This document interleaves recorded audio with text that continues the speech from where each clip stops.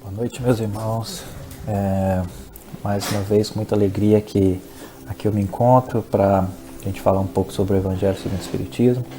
Mais uma vez agradeço a oportunidade de fazer esse estudo e falar de um assunto tão relevante nos nossos dias de hoje, que é o capítulo 21 do Evangelho segundo o Espiritismo, intitulado Haverá falsos cristos e falsos profetas.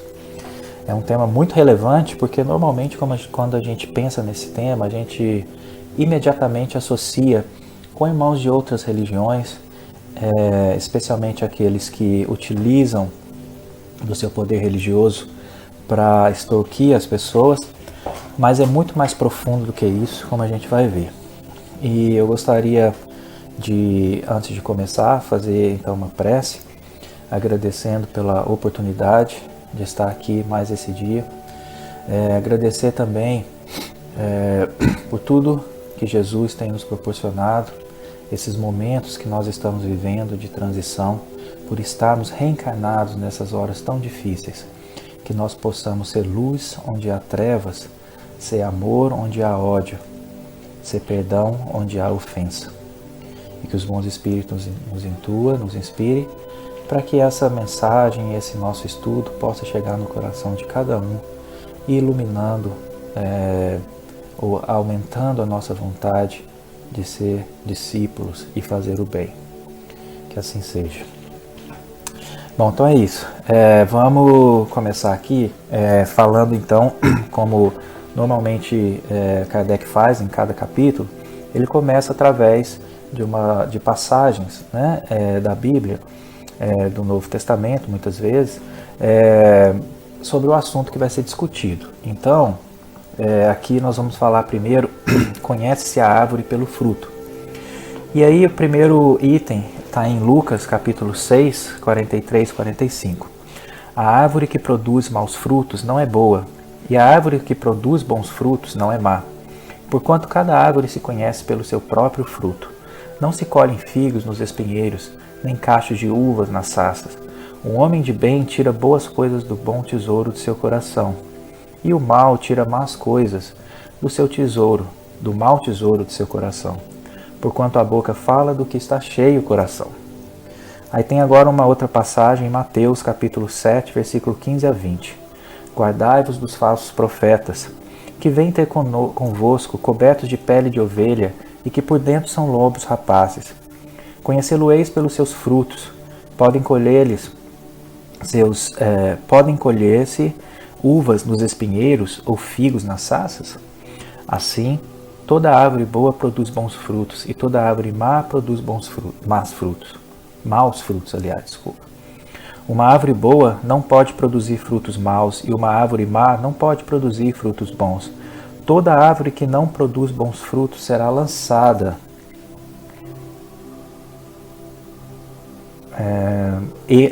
cortada e lançada ao fogo.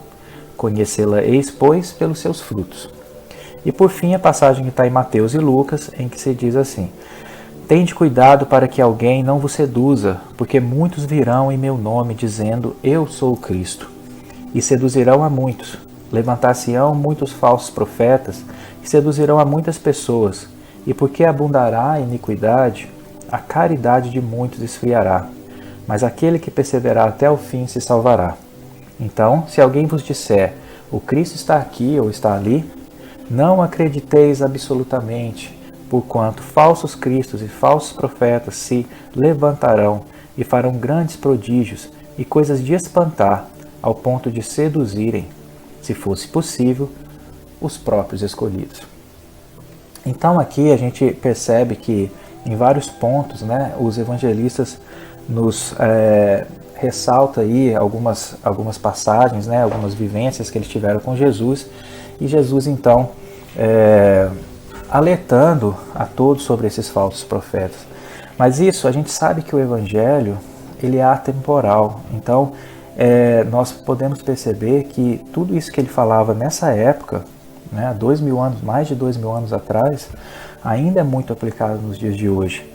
Nós ainda temos pessoas utilizando-se muitas vezes de seus conhecimentos para ludibriar, e extorquir outras pessoas mais simples que não têm tanto esse entendimento. E a primeira coisa que a gente precisa compreender é o significado da palavra profeta, né? Que normalmente a gente associa como sinônimo adivinhador, e isso não é verdade. O profeta não é aquele que adivinha. O profeta é aquele que traz a mensagem de Deus para alertar uma sociedade. Normalmente as profecias eram ditas para não acontecerem, porque muitas delas eram de cunho assim, bem pesados, né? Como a gente vê o próprio Jeremias, outros profetas, né? Isaías, né? Que é um grande profeta messiânico, dizendo aí sobre a transição planetária, mas a gente percebe que eles tentavam alertar ali na época, né, os hebreus, para que aquilo não acontecesse, especialmente no sentido de que o povo hebreu estava se prostituindo. Mas aí a gente tem que tomar cuidado com essa palavra prostituir, porque ela não tem o sentido que nós colocamos hoje, a questão sexual. Mas prostituir com relação ao casamento, né? Porque Israel seria a noiva e Deus o noivo. Então Israel se casaria, né, com Deus e dessa forma teria que ser fiel a esse Deus. E muitos, com o passar do tempo, começou-se a deturpar um pouco e os hebreus começaram a adorar outros deuses, como até hoje nós fazemos. Muitos de nós nos dizemos monoteístas, mas na verdade não somos, porque adoramos o dinheiro, adoramos o Deus do poder, adoramos o Deus do prazer, não é? E isso, né, a gente não consegue adorar a Deus e a Mamon ao mesmo tempo. Então nós precisamos ter isso em mente. E naquela época isso estava acontecendo. A gente tem que lembrar que o povo hebreu foi o povo escolhido para trazer a ideia do monoteísmo, né? E eles começaram a se perder nessa ideia toda, né? E os profetas muitas vezes vinham para isso, para alertar sobre os problemas que isso ia acontecer. Desde Davi, né, um grande rei, né, que salvou Israel, né, e deixou um período de certa glória ali para aquele povo que era nômade, e que na verdade começou a se pensar, Davi começou a pensar em construir um templo, porque ele não admitia que ele vivesse num palácio e a arca,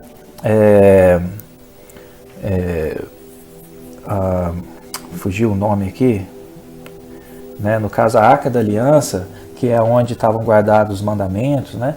Ficasse num tabernáculo que era portátil, ele era móvel. Então ele queria, né, construir um templo, mas desde aquela época o profeta Natan já advertiu Davi que isso não deveria acontecer, porque o povo hebreu era livre, né? E quando você coloca um templo, né, você acaba restringindo Deus na mentalidade das pessoas àquele templo.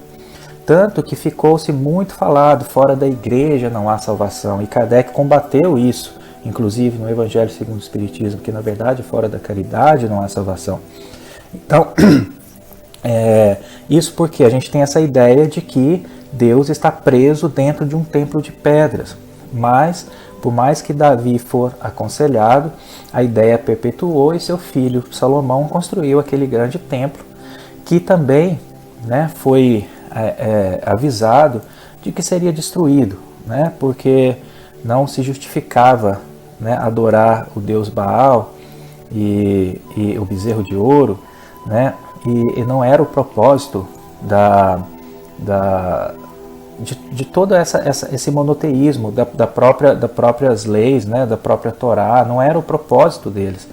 Então os profetas vinham nessa ideia. Inclusive nesse capítulo 21 tem a passagem do profeta Jeremias, né, que é a última parte desse capítulo, e que nós vamos, eu vou ler aqui, né, porque vou fazer um apanhado geral do capítulo, e Jeremias diz: eis o que diz o Senhor dos Exércitos. A primeira coisa, quando a gente ouvir Senhor dos Exércitos no Antigo Testamento, a gente tem que interpretar como Senhor da lei de causa e efeito. né? O Senhor dos Exércitos, que é esse Senhor, entre aspas, da guerra, né? A gente pensa em exército, a gente pensa em guerra, mas é uma analogia, uma metáfora para o Senhor da justiça, que Deus é amor e justiça. A justiça de Deus é a lei de causa e efeito. O amor é a misericórdia que ele coloca nas atenuações que a gente tem para essas leis de causa e efeito. Então, eis o que diz o Senhor dos Exércitos: não escuteis as palavras dos profetas que vos profetizam e que vos enganam. Eles publicam visões, as visões de seus corações, e não o que aprenderam da boca do Senhor. Dizem aos que de mim blasfemam: o Senhor o disse, tereis paz, e todos os que andam na corrupção de seus corações. Nenhum mal vos acontecerá. Mas qual dentre eles assistiu ao conselho de Deus? Qual o que viu e escutou o que ele disse? Eu não enviava esses profetas, eles corriam por si mesmos. Eu absolutamente não lhes falava, eles profetizavam de suas cabeças. Eu ouvi o que disseram dos profetas que profetizavam a mentira em meu nome, dizendo: sonhei, sonhei. Até quando essa imaginação estará no coração dos que profetizam a mentira e cujas profecias não são senão as seduções do coração deles? Se, pois, este povo, um profeta, um sacerdote, vos interrogar e disser: qual o fado do Senhor? Dir-lhes-ei: vós mesmos sois o fado, e eu vos lançarei bem longe de mim, diz o Senhor. Então isso está em Jeremias 26, 16 a 18, 21, 25, 26 e 33, os versículos. Mas então vocês já percebem que Jeremias já alertava também, né, o povo desde aquela época. E aconteceu o que ele previu, né, porque na verdade, de novo, a profecia não era para ter acontecido. Se o povo tivesse escutado, o rei daquela época, se não me engano, Josias, tivesse escutado e aceitado aquilo que que Jeremias comentou, não teria acontecido toda a destruição de Jerusalém. A gente sabe que os hebreus logo após, né, foram mantidos em cativeiro, na verdade na Babilônia, e a partir daí, mais uma vez, eles sofreram as consequências dos seus atos. Então, e a gente observa que muitos profetas, né, que daquela antiguidade, inclusive Jesus, o maior de todos, já dizia que essas coisas aconteceriam, que Jerusalém seria destruída, porque logo após Jerusalém foi novamente destruída, após Jesus, ou naquela época, né? E no século I, se eu não me engano, foi invadido por Roma, que aí já estava sob domínio de outro império, no caso já não era mais o babilônico, mas agora já o Império Romano. E foi destruído de novo, porque os hebreus não escutavam. E aí uma outra coisa que eu quero falar a respeito dos profetas é que existiam 3 maneiras principais de se profetizar. Uma maneira, a mais clara, era através da fala. A gente sabia que eles viviam num ambiente de pouquíssimas pessoas, eram aldeias com dezenas de pessoas apenas. E essas aldeias tinham suas sinagogas, né? Que eram regiões locais onde eles iriam ali estudar a Torá e tudo mais, e o templo de Israel, que estava em Jerusalém. E o que acontecia é que eles poderiam falar, então era uma forma de profetizar, falando. Outra forma era através da escrita, ou seja, da leitura, o que era muito restrito, porque somente os doutores da lei, os fariseus, tinham esse conhecimento, né, os escribas, conhecimento sobre a leitura. A esmagadora maioria da população não era analfabeta. E tinha outra forma muito interessante, que era de atos, tipo de interpretar. E isso eu quero abrir um parêntese para esclarecer uma dúvida que existe muito numa passagem de Jesus no templo, né, e os vendilhões, ou os vendilhões do templo, em que aparentemente se interpreta que Jesus se enfureceu e quebrou todas aquelas mesas,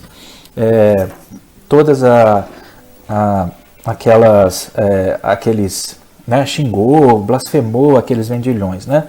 O templo, na verdade, aquilo era um dia de sábado, e a gente sabe que o templo era onde se sacrificava os animais para fazer essa oferenda a Deus no Shabat, né? O dia do sábado, né, deles.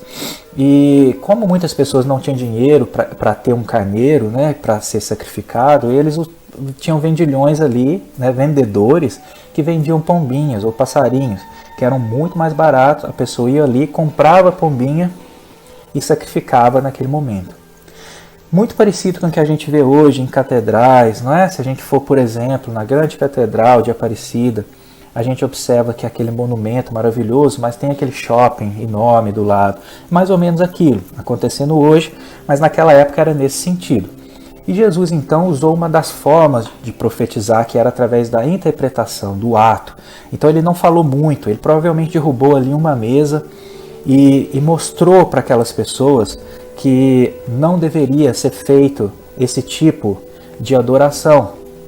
Porque na verdade, aqueles vendedores eles estavam utilizando de um ambiente sagrado para ganhar o seu dinheiro, né? Então eles estavam adorando o Deus do dinheiro.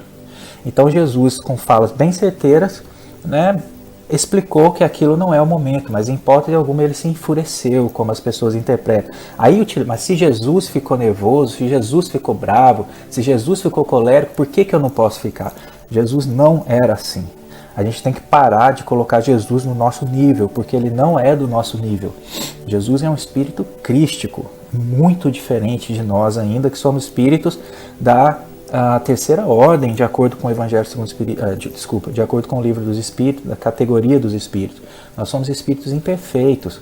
Então, nós precisamos tirar essa ideia de que Jesus e Deus estão no mesmo nível que a gente. Não estão. Então, esse é um parênteses que eu queria só comentar.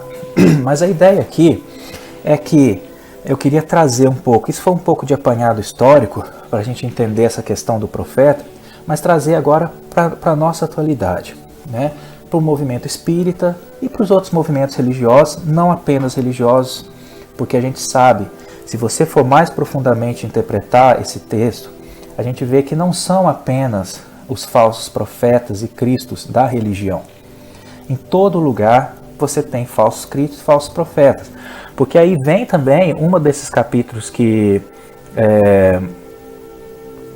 está aqui um desses subcapítulos aqui no capítulo 21, que comenta a respeito dos falsos profetas da erraticidade. Estou procurando aqui. E que a gente sabe que nós todos somos, de alguma forma ou de outra, influenciados por espíritos desencarnados e que normalmente nos enganam, e não só com relação a médios ostensivos. Nós estamos falando aqui de pessoas, todos nós somos médios, mas aqueles que não são ostensivos. Quando a gente baixa o nosso padrão vibratório, a gente sintoniza com essas mentalidades e dessa forma abre uma brecha para que os espíritos possam nos influenciar. Então a gente tem que entender que nós também podemos atuar como falsos cristos ou falsos profetas. Isso é um perigo muito grande. Os prodígios que os profetas fazem, que muitas vezes até Kardec discute aqui, seriam os milagres, são coisas que, especialmente naquela época, nós estamos falando aí de séculos antes de Cristo, onde os profetas viveram. Jeremias, por exemplo, foi entre 650 a 570 antes de Cristo. Eles conseguiam, os falsos profetas conseguiam cativar as pessoas porque elas não tinham conhecimento nenhum, a ciência era muito defasada, aliás, não tinha conhecimento de nada, não é? E até hoje, no século XXI, as pessoas ainda têm dificuldade para entender determinadas coisas, né? Então são facilmente manipuladas. E então era muito simples para uma pessoa que realmente queria continuar a vida de prazeres, a vida de politeísta, idolatrando os vários deuses, ganhando seu dinheiro, tendo poder, se tornando um profeta, dizendo sonhei, sonhei.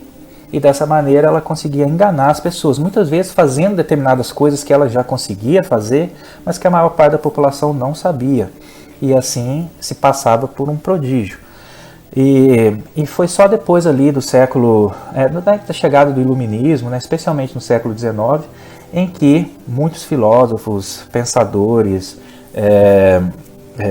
cientistas, né, matemáticos, físicos, dentre outros, começaram a reencarnar aqui na Terra e trazer a luz para a gente sobre a ciência, o que desmistificou vários dos fenômenos e mostrou que existem muitos charlatães, até mesmo entre os espíritas, né? A gente observa até hoje as pessoas que leem, fazem leituras de mãos, leituras disso, daquilo, muitas vezes até tem uma mediunidade, mas sendo obviamente acompanhada por espíritos ali brincalhões, né, zombeteiros, porque nenhum espírito de alta hierarquia vai ficar à mercê de uma pessoa que quer ganhar dinheiro nas custas dos outros, né?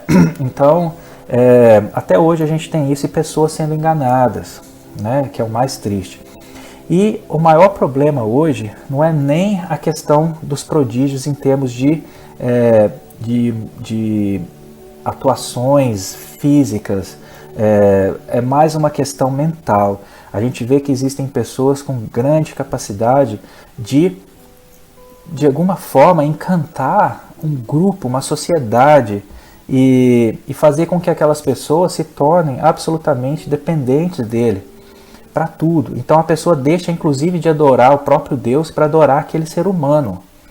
Né? A gente pensa hoje, né, muitos de nós pensamos, como foi possível que Hitler, em 1939, um pouco antes, né, quando começou a Segunda Guerra Mundial, mas quando ele começou a atrair aqueles jovens alemães para a guerra, como é que pode ele ter implantado a ideia, né, daquela matança, do ódio contra o judeu, pode ter levado à morte de milhões e milhões de pessoas e as outras ali acompanhando, como pode, né? A gente pensa assim, e usando o nome de Jesus, porque ele se dizia cristão, como a gente vê hoje também, aconteceu, eu estou gravando esse vídeo no dia 7 de janeiro, ontem, dia 6, foi um momento histórico aqui nos Estados Unidos, onde pessoas invadiram o Capitólio, né, a Casa Branca, e vocês viram as notícias do que aconteceu, porque uma pessoa conseguiu influenciar a cabeça de várias pessoas. Então ele estava agindo ali como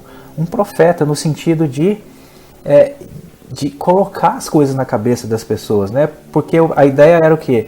Faz o que eu estou fazendo, o que eu estou mandando vocês fazer, que vocês vão conseguir determinada situação. Então é mais ou menos isso, né? Trazendo o profeta, obviamente com as devidas proporções, né, daquela época para hoje. E muitas pessoas entram nessa sintonia e fazem isso tudo.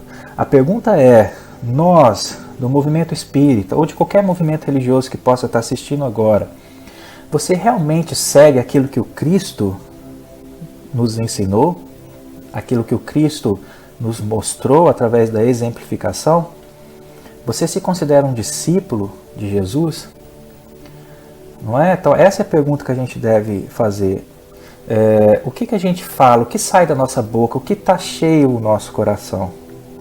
É de malícia, de maldade, de fofoca, é de ódio, não é? E especialmente nesse momento de transição em que o mal está atingindo o seu nível máximo, a gente observa, e isso não é à toa, não é porque o mundo está um caos, é necessário que que o mal chegue no seu patamar mais alto para que a gente consiga perceber o bem. E mais importante, a gente vê essa onda de aprovações de aborto, né, aborto legal e tantas outras coisas, armas sendo vendido como se fosse pirulito, e a gente tem que entender que é importante que isso aconteça, porque ali você está separando o joio do trigo. Se você é um cristão de fato e realmente é a favor de um aborto, quer dizer, você é mais joio do que trigo, concorda?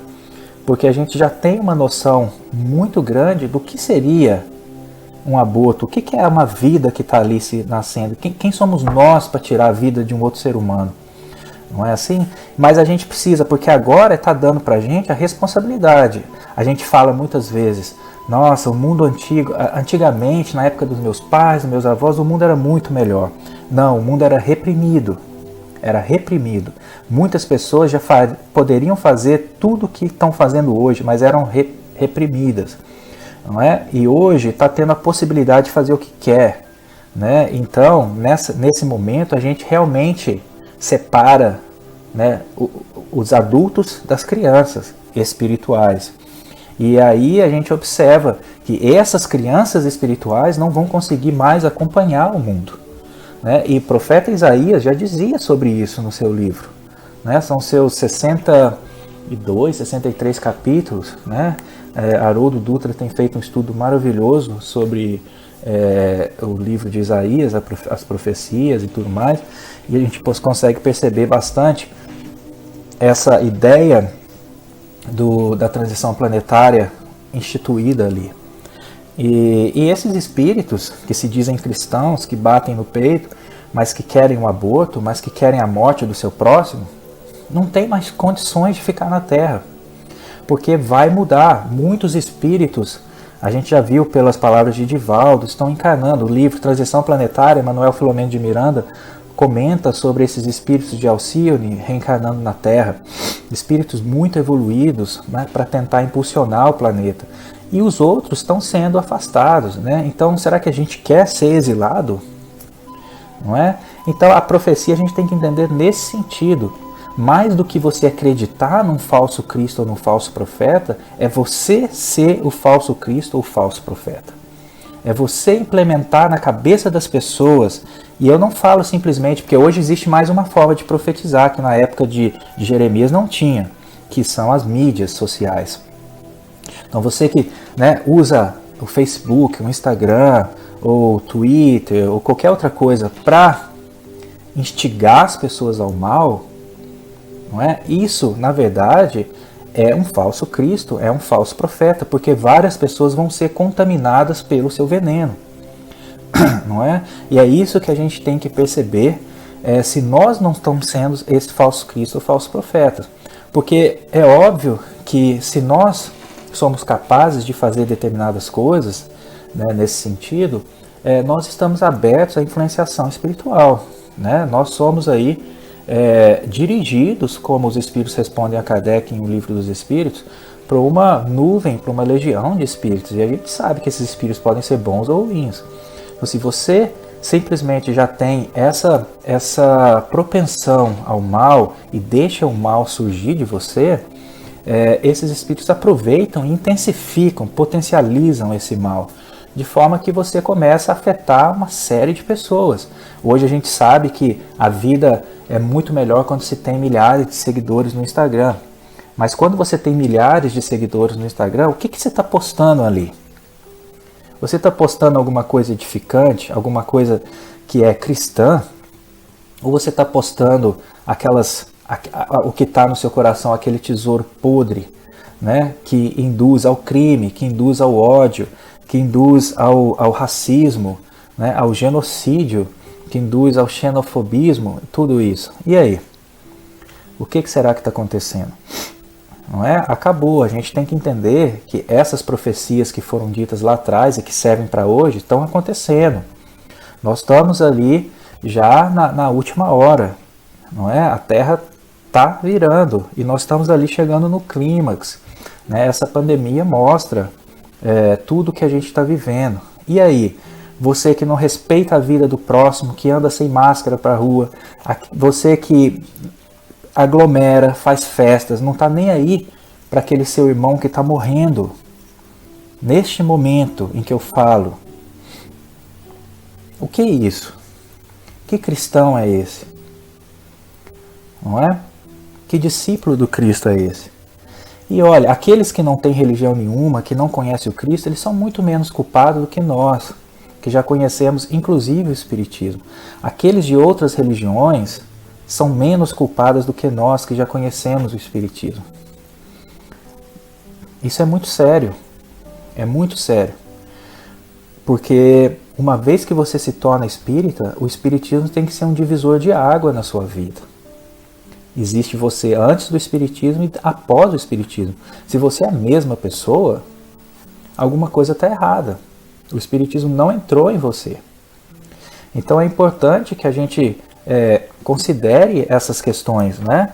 E passe a viver de uma forma mais digna, especialmente nesses momentos em que todos nós estamos sedentos de amor, sedentos de esperança, né? E aí nas instruções dos Espíritos desse capítulo, os Espíritos comentam, né, a respeito dos falsos profetas. É muito simples. Eu vou ler só aqui um pedaço dos caracteres do verdadeiro profeta. Então é aí que a gente tem que pensar e seguir o que está aqui. Então diz assim: desconfiai dos falsos profetas. É útil em todos os tempos essa recomendação, veja bem, em todos os tempos, mas sobretudo nos momentos de transição, em que, como no atual, se elabora uma transformação da humanidade, porque estão uma multidão de ambiciosos e intrigantes se avoram em reformadores e messias. É contra esses impostores que se deve estar em guarda, correndo a todo homem honesto o dever de os desmascarar. Perguntareis, sem dúvida, como reconhecê-los? Aqui tendes o que os assinala. Então vamos lá, quem são os verdadeiros profetas? Somente a um hábil general capaz de o dirigir se confia o comando de um exército. Julgais que Deus seja menos prudente do que os homens? Ficais certos de que só confia missões importantes ao que ele sabe capazes de a cumprir, porquanto as grandes missões são fardos pesados que esmagariam o homem carente de forças para carregá-las. Em todas as coisas o mestre há de sempre saber mais do que o discípulo. Para fazer que a humanidade avance moralmente e intelectualmente, são precisos homens superiores em inteligência e em moralidade.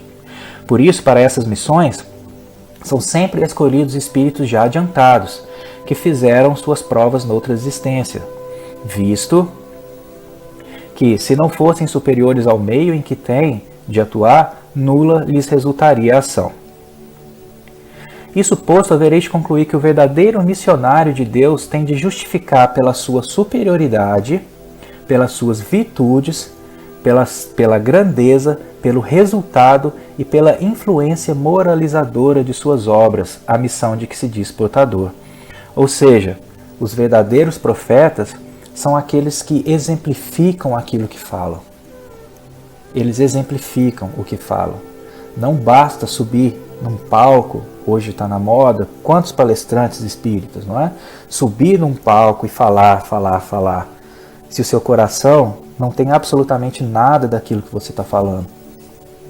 Então, se você faz aquilo que você fala, realmente você tem essa característica de um verdadeiro profeta, porque você está instruindo as pessoas, você está tentando ligar, né, o botãozinho ali e falar, olha, acorda. Essa é a nossa função como espírita, mostrar para as pessoas também, pelo exemplo, não só pelas palavras, que existe uma luz no fim do túnel, mas que a gente tem que trabalhar incessantemente para modificar o nosso eu velho. Né? E isso dói.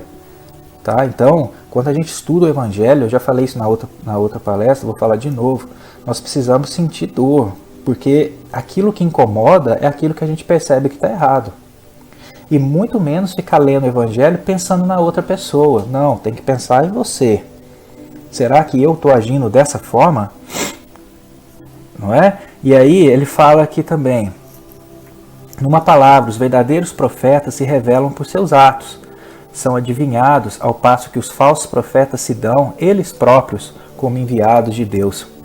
O primeiro é humilde e modesto, o segundo, orgulhoso e cheio de si. Fala com altivez e com todos os mendazes, parece sempre temeroso de que não lhe deem crédito. Então você vai e fala tudo aquilo que o outro quer ouvir, porque assim você ganha seguidor no Instagram. Não é? Mas quando você fala alguma coisa que fere, que machuca, você perde seguidor. Então eu não quero fazer isso. Né? Essa é a nossa moda, essa é a nossa moda de profetizar. Eu falei dos 3 tipos, agora tem o 4, que é através das redes sociais. Mas não interessa, se uma pessoa for modificada pelo seu exemplo, pelo seu ato, já é alguma coisa. Nós somos espíritos imperfeitos, nós não temos condições ainda de cativar milhares e milhares de pessoas. Não é? Então a gente tem que ter muito cuidado com isso.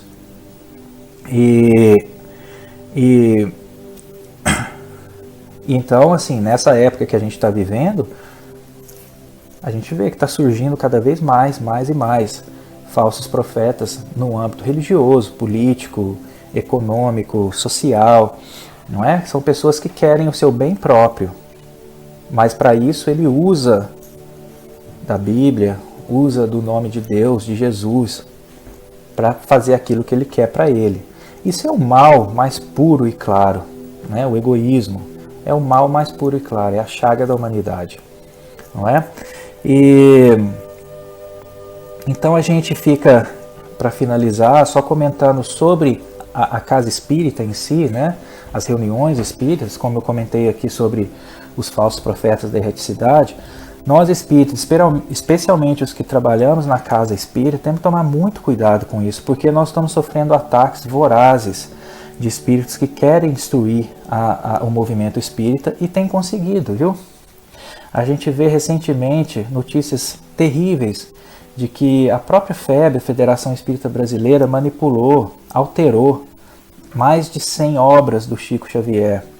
E, inclusive, a União Espírita Mineira mandou uma carta, né, formal para a Federação Espírita para retificar esse erro, para alterar, para voltar aos originais.